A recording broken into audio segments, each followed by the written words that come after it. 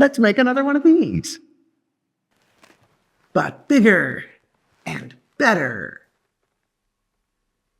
Welcome to the Macke Makerspace.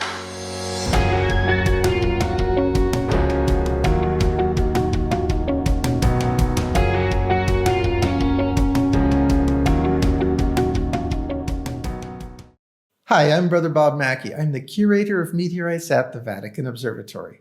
Now, if you've been following my channel, you may remember a few years ago when I made a little model of the Church of St. Ignatius of Loyola in Rome, where in the mid-19th century, the Jesuit father Angelo Secchi built an observatory on the roof, at which he pioneered several fields of astrophysics.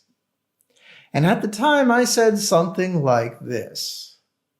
There are people who are connected with the Church of St. Ignatius who have seen this model and have expressed an interest in putting it on temporary exhibit there. Now, I don't know if that's ever going to happen, but if so, it would be seen by thousands of people, and I'm really excited about that possibility. Well, what do you know? Last year, the rector of the church actually contacted me about making a copy of the model to be displayed in the church in the Jubilee Year 2025. And I said, sure, why not? But I must be a glutton for punishment because I also said, you know, that old model is just a little too small to be seen very well in such a big space. I got to make it bigger. So it's going to be a standard HO model train scale size, which is about 1:87, which makes the church itself more than 3 feet long. And they said that would be great. I didn't realize at the time just how much more complicated that would make the project itself. Now, I also remembered this important lesson from the first model. I have to start with detailed plans. I need to know measurements. So I asked them for measurements, and they gave me a bunch of detailed floor plans and elevations, and some of them even had accurate measurements attached. I also went up to the roof and I went wild with a tape measure and a camera, and I got lots of great reference. So now all that's left is to build the thing. It's got to be installed by the end of this year, and there's a lot to do. So let's get started. People often ask me, Brother Bob, when you have a really big project like this, how do you even start? Okay, who am I kidding? Nobody has ever actually asked me that. But if they did, I'm not sure that I would have an easy answer. And that answer is going to be different for everybody. Some people would prefer to go for broad stroke structure and then whittle it away at the details. But I'm a bit different. I can't build the whole thing right now. It's just too big. It's too overwhelming. But I can build just this one part. And so that's how I work. I focus on one small part at a time, and I trust the measurements as best as I can until eventually the whole thing comes together. So I'm going to start with just the facade, and I'm going to build it one small piece at a time. And so here I'm just designing one small bit of that facade. And as you can see, I'm designing it in Tinkercad and assembling it one small detail piece by piece. At this scale, Tinkercad can't really handle more than 1 or 2 pieces at a time, so I have to break it up into several separate design files, and then I'll print them and put the pieces together.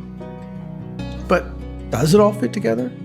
I don't know. So after I design the parts individually, I transfer them to Blender to test it out.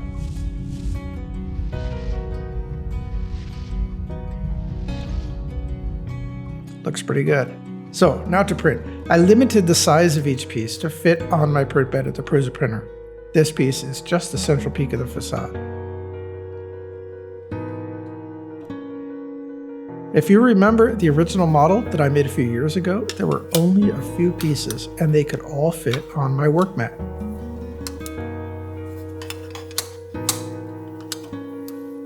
Not so for this model. There are 19 separate pieces for the structure of the facade alone, and there is absolutely no way for them to all fit on that mat.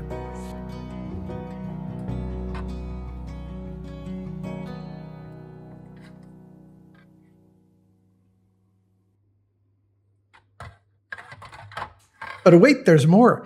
The face is covered with all sorts of detailed ornaments, which I have decided to design and print separately. On the original model, they were poorly designed, and my filament printer really didn't do a great job on them anyway. And these pieces are going to be bigger and more visible, so I need to put extra effort into making them look real nice.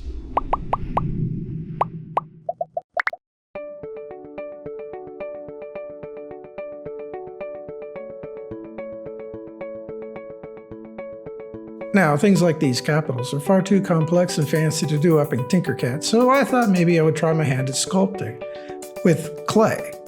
I haven't really worked with clay in years and years, and I don't have much experience with sculpting, which is probably pretty obvious to anyone watching who actually knows something about it.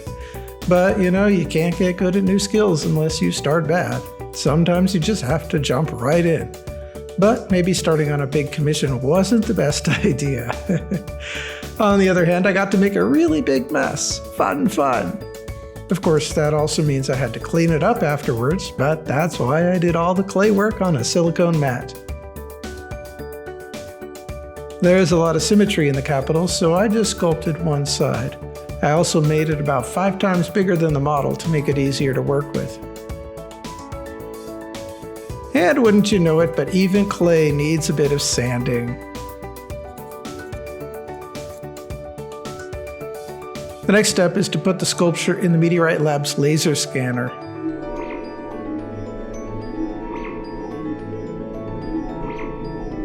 It'll convert the physical model into a computer model that I can work with. And I'll upload it into Tinkercad and play with the symmetry and scale it down to the right size.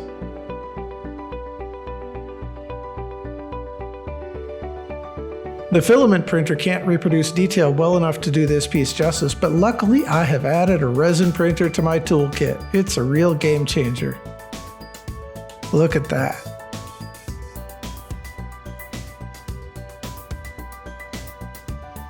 The final result isn't too bad, but when I compared it with the photo reference, it just looked a bit clunky. And maybe 5 people in the whole world would even notice or care, but I care. So I found a digital sculpting program that would allow me to be a bit more precise in my detail. It's called Nomad Sculpt, #not sponsored, and it's designed for the iPad. Now, I don't have an iPad, so I had to do all the sculpting on my phone. It wasn't easy, but I can't argue with the results. Look at the difference between these two, night and day. Night and day. I'm glad I went to the extra effort to find a sculpting program. I use the same program on the other detailed parts like this decorative banner. And it's great for capturing all sorts of little details that can't easily be constructed with basic primitives the way that Tinkercad works. And I also printed it on the resin printer.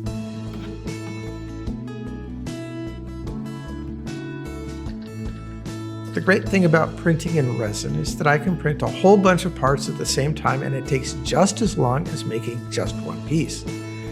And the end result is really nice. Now to prep the larger parts, I'm going to start by sanding down the surfaces where the most prominent print lines are. Now I'm not going to bother to sand all of the parts of the church, there's just going to be too many, but the facade is going to get special treatment because that's the first thing that people see. The ornaments get glued in place on the walls. It turns out that this particular glue didn't actually work very well on fixing resin to PLA plastic, and so some of the parts later popped out, and I had to re-glue them with a better glue.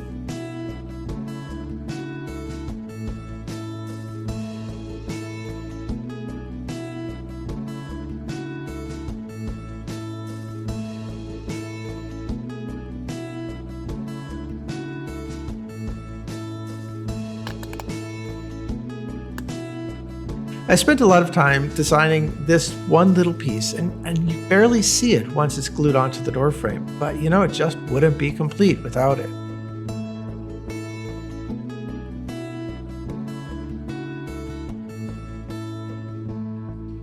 Now it's time to glue the wall pieces together. I designed them to interlock, and their backsides all line up at the same level, so I can just glue them flat like this.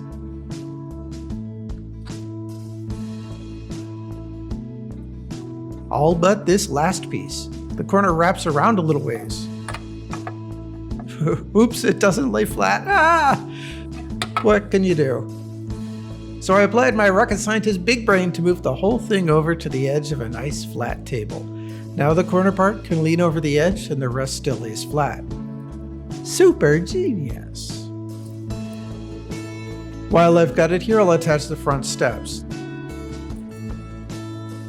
They come in 3 segments that all fit together nicely.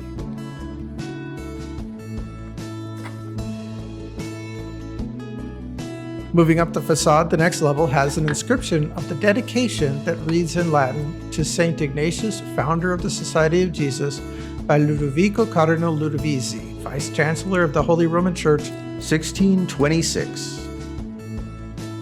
And these small bosses were too complex to include in the original part, so I printed them in resin instead.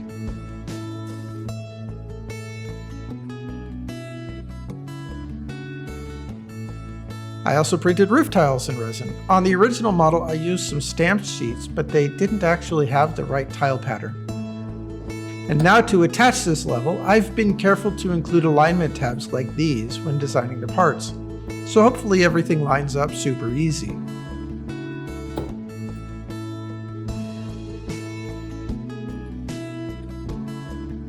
Nice. Between the 2 levels, we have the capitals that I spent so much time designing and printing. And now is the time to attach them. One other little tidbit. Around the back, there's another corner piece on this level that needs attaching. And you can see more of those alignment tabs. Or at least you would if my hand weren't in the way. The 3rd level is much like the 2nd, once again slotting into place on the alignment tabs. And finally, the peak gets attached.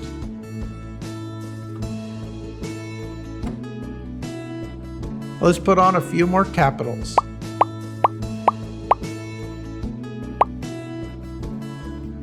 This wall segment goes on the part of the back that will actually be visible when the church is complete. And the pièce de résistance, a frieze at the top with 3 cherubs supporting the Cardinal Scalero. Now it's time to prep it for painting.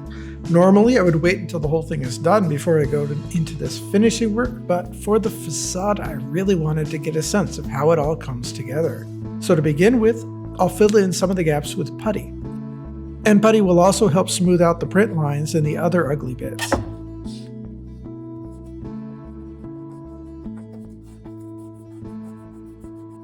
Then the use of putty also means more sanding.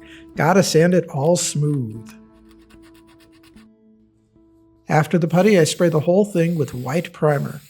I actually emptied this can of primer completely, and it can definitely use a second coating, but I figured that this is enough for now to bring it all together. I'll finish the paint job properly toward the end of the project. Even only half done, this looks really nice. It's going to look awesome when the whole thing is done.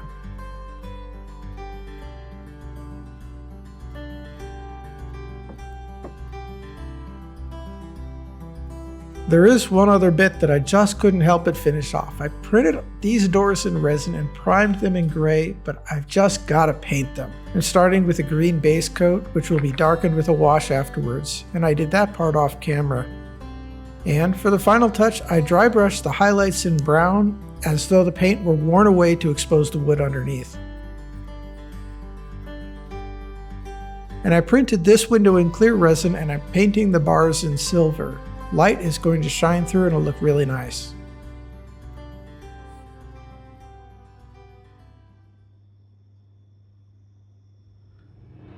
I hope you enjoyed part 1 of this project. Please like and subscribe and turn on notifications so that you'll know when the next installment of this series is available. Material costs were supported by the Church of St. Ignatius in Rome.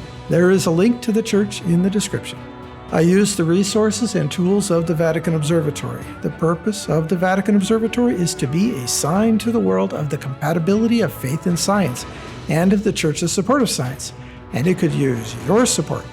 To support the work of the Vatican Observatory, or even just to learn a little bit more about it, there is a link in the description. Please check it out. Well, that's all for now. Until next time, peace.